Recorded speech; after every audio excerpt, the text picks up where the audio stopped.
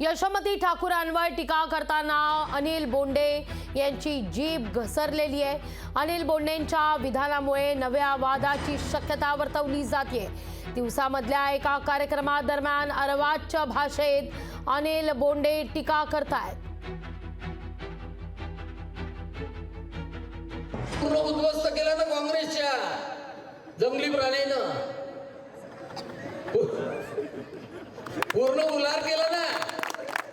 मग आता हे 10 सोलर झटका मशीन आहे, तिकडे अंबाडकरची झटका मशीन दिसून अंबुलकरची झटका मशीन दिसून राहिली। आता या तिवसा मतदारसंघात होणाऱ्या लोकसभा निवडणुकीमध्ये आणि विधानसभा निवडणुकीमध्ये हे काँग्रेसचे डुकर जे घुसतात ना, त्याला झटका लावलाच पाहिजे, झटका लावलाच पाहिजे।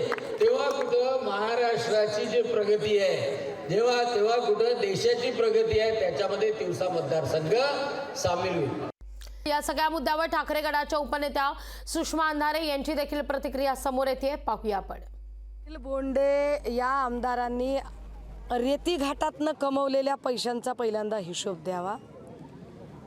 रेती तस्करी करून करून गब्बर झालेल्या माणसांनी बोलताना किमान आपला शर्ट किती मळका आहे, त्याच्यावर किती घाण आहे याचा विचार करावा, मग दुसऱ्यांवर शिंतोडे उडवण्याचा प्रयत्न करावा।